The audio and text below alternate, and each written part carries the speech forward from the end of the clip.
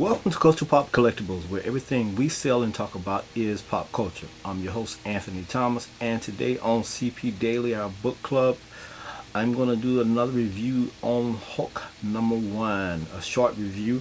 I'm just going to point out some things that I didn't point out last time on this particular issue.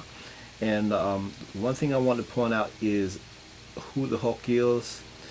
I'm just going to do a quick review on that, as well as some other things that I found out about this particular issue, as well as when this issue came out, the Secret Invasion Skrull War was getting ready to happen, and a lot of people were speculating that the Red Hulk was a Skrull because of his skin tone, because they thought maybe this was just a diversion from the Skrulls, making this particular Hulk, because they already knew the Green Hulk was around, but they didn't know where this Red Hulk come from, even though through Marvel history the Hulk has been black, gray, and green, and they got a yellow Hulk out there now.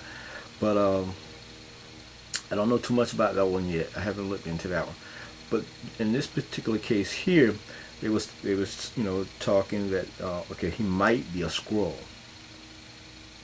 because the Skrull at that particular time in 2008 was coming into our world, and changing into superheroes, and whatever they did with the superhero, that's another story. They actually that's another story to talk about. But that was one case with the Red Hulk that was throwing people off. The other case was, okay, was he, what type of powers he were, what was his plans, what was his thought action, was he a villain, was he a superhero, was he in between? Because like the Hulk, the Hulk was, at one time was considered a villain, or he was considered a superhero, or he was part of the superhero team, and all that, from the Avengers to the Defenders. They didn't know what to expect from the Red Hulk. And his new look, his powers, he had the flames coming from him, and the heat and the smoke. He had a different type of radiation, like gamma radiation and all that. So, with that being said, I wanted to just share my thoughts and read some things that I learned, from the Red Hulk is an alias that used two different fictional characters in comic books published by Marvel Comics, both U.S. General Thanos Thunderbolt Ross and Robert Maverick. Thunderbolt Ross, the first incarnation of the Red Hulk, also known as Rulk, spelled R-U-L-K, first appeared in the Hulk series that debuted in 2008. The 2010 World War Hulk storyline reveals that this being is United States. He's the United States Army General Thunderbolt Ross, the father-in-law and longtime nemesis of the original Hulk, Bruce Banner. The storyline reveals that Ross was given the ability to transform into the Red Hulk by the organization called AIM, and the intelligence, and he has the intelligence, and that he did this in order to be able to better fight the original Hulk. Now that's Thunderbolt Ross version. Robert Maverick, the origin of the second Red Hulk, appeared in 2017. They debuted an issue of U.S. Avengers 4-star General Robert Maverick is selected for his genetic profile to create a being who is halfway to a Hulk.